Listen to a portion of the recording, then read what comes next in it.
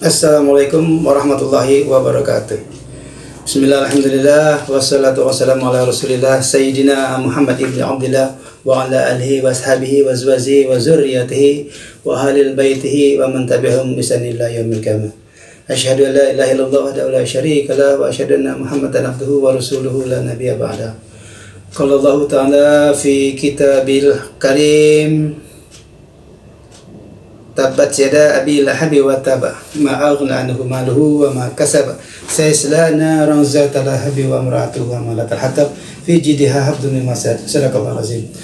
Saudaraku semua yang masih mencintai channel terindah ini, semoga Allah Subhanahu wa taala senantiasa memberikan kepada kita semua kesehatan lahir wal batinah, memberikan kepada kita kebahagiaan lahir wal batinah, memberikan kepada kita kesejahteraan lahir wal batinah, dan memberikan kita umur yang panjang, umur yang barokah, untuk senantiasa beribadah kepada Allah Subhanahu wa taala. Dan semoga kita semua mendapatkan syafaat dari Rasulullah sallallahu alaihi wasallam dan bisa mengakhiri hidup yang fana di dunia ini dengan husnul khotimah. Amin ya rabbal alamin. Para sahabatku terina semuanya, secara langsung kita akan membahas di sini tentang MBG lagi, yaitu makan bergizi gratis. Dimana pada video yang lalu saya pernah memuat tentang MBG ini juga yang diprakarsai oleh Ketua DPD yang menyatakan bahwa untuk membantu pemerintah, masyarakat Islam sebaiknya memberikan dana zakatnya untuk membantu memberi makan bergizi gratis kepada rakyat Indonesia. Kemudian pada yang kali ini lagi termuat lagi yang telah viral juga di media-media sosial dan juga di media mainstream lainnya, yaitu di TV nasional, yang menyatakan bahwa seorang ketua Dewan Perwakilan Daerah Republik Indonesia yang bernama Sultan Bakhtiar Najamuddin, dia menyarankan seluruh bangsa Indonesia untuk memberikan sumbangan kepada pemerintah agar program makan bergizi gratis ini bisa berjalan sebagaimana mestinya. Karena Sultan Bakhtiar Najamuddin ini meyakini bahwa DNA daripada rakyat Indonesia adalah dermawan. Meskipun dalam kesusahan, dia tetap ingin memberikan sumbangsihnya kepada orang lain, dan harapan tentu adalah imbalan pahala di yaumil qiyamah nanti. Dan perlu diketahui bahwa apa yang dikatakan oleh Sultan Bakhtiar Najamuddin ini tidak 100% benar, tapi juga tidak 100% salah. Tetapi kita harus menarik sebuah benang merah daripada sebab akibat kenapa makan bergizi gratis ini menjadi suatu hal yang menjadi penting bagi pemerintahan Pak Prabowo dan kabinetnya. Karena ini merupakan program pribadi atau program pemerintahan Prabowo yang dijanjikan kepada masyarakat apabila beliau terpilih menjadi presiden, maka dia akan memberikan makan gratis kepada bangsa Indonesia. Bahkan pada sebuah kampanyenya secara berapi-api, Pak Prabowo ketika kampanye mengatakan, bahkan seperti berdoa, dia memohon kepada Tuhan bahwa izinkan dia untuk memberi makan kepada rakyat Indonesia sebelum dia meninggal. Artinya apa? Kekuatan dia berkampanye pada waktu itu, itulah yang menjadi harapan bagi masyarakat kita untuk memilih dia, agar masyarakat kita bisa juga menikmati apa yang dia janjikan dengan makan gratis ini. Akan tetapi, bagaimana apabila makan gratis ini ternyata pembiayaannya dikembalikan kepada rakyat?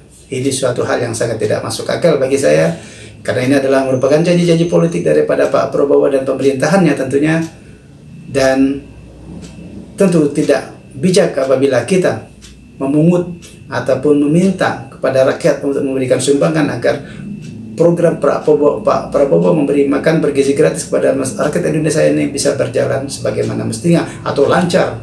Karena disinyalir lebih dari 400 triliun dalam 1 tahun bisa memakan anggaran biaya seperti ini untuk memberi makan bergizi gratis kepada rakyat Indonesia, khususnya pada usia sekolah. Tentu melalui YouTube ini juga saya sebagaimana biasanya memberikan saran dan juga memberikan sebuah pemikiran bahwa program pemerintah khusus mengenai makan bergizi gratis ini, apapun polanya, apapun bentuknya, itu haruslah direalisasikan melalui APBN nasional kita, bukan diambil dari dana-dana masyarakat. Pertama, pada video yang lalu saya mau mengunggah juga sebuah ulasan tentang makan bergizi gratis ini, bahwa ada yang mengusulkan dana diambil dari dana zakat umat Islam untuk dipakai memberi makan bergizi gratis ini. Dan kali ini muncul lagi dari Ketua DPD RI Sultan Bahtiar Najamuddin yang meminta kepada rakyat Indonesia yang mempunyai DNA dermawan untuk menyumbang kepada pemerintahan Prabowo untuk melancarkan programnya makan bergizi gratis. Terus kalau itu dilaksanakan, lantas siapa yang memberi makan gratis rakyat itu? Apakah pemerintah? Apakah rakyat itu sendiri? Kalau rakyat itu sendiri yang memberi makan gratis kepada anak-anaknya, ya itu tidak perlu diprogramkan oleh pemerintah. Kalau pemerintah sudah memberinya, membuat ini sebagai suatu program, ya pemerintahlah yang memenuhi itu sendiri. Bagaimana caranya? Ya diusahakan.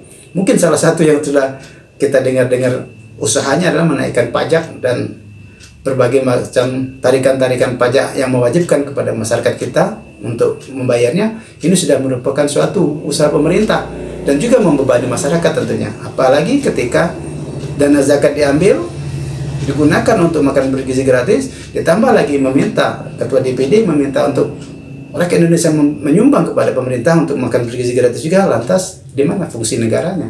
Itu kembali kepada rakyat. Sementara rakyat memilih Pak Prabowo karena ada janji yang seperti ini. Jadi menurut pendapat saya secara pribadi, saya tidak mengklaim kepada siapa-siapapun bahwa memberi makan gratis bergizi ini adalah tanggung jawab pemerintah sampai selesai 5 tahun ke depan.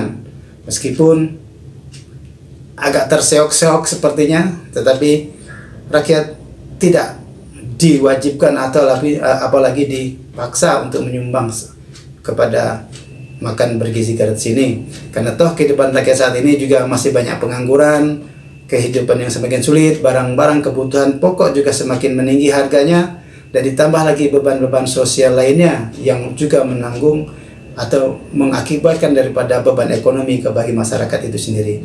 Jangan ditambahkan lagi dengan beban-beban dari permintaan atau sumbangan kepada pemerintah untuk makan bergizi gratis ini.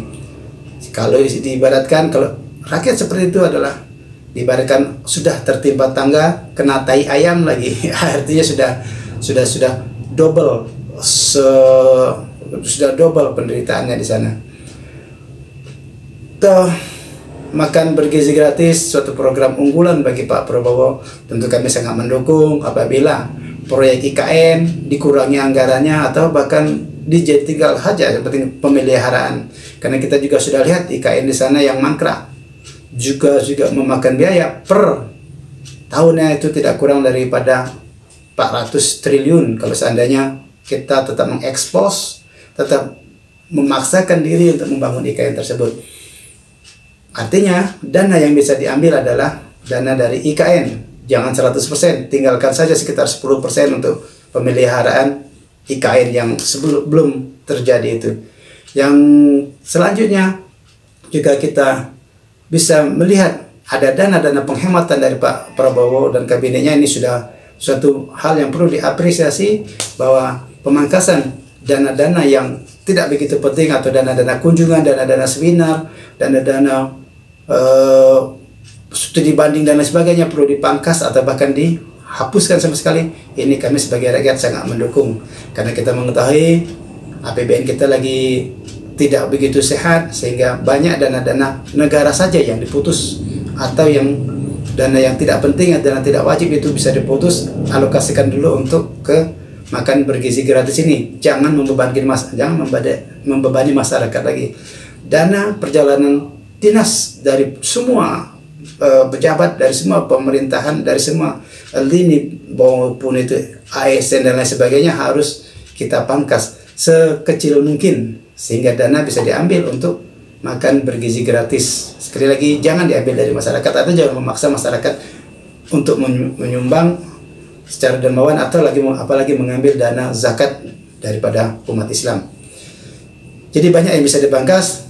Pertama, IKN kita memorandum saja dulu, keluarkan saja APBN sebagai pemeliharaan, Kedua, potong atau pangkas dana-dana perjalanan para pejabat dan para pegawai negeri lainnya yang keluar daerah, meeting dan lain sebagainya, itu kita pangkas APBN-nya sampai sekecil-kecilnya. Toh itu tidak membawa dampak yang positif juga, terlebih lagi dalam suasana ekonomi kita yang masih tidak sehat seperti ini.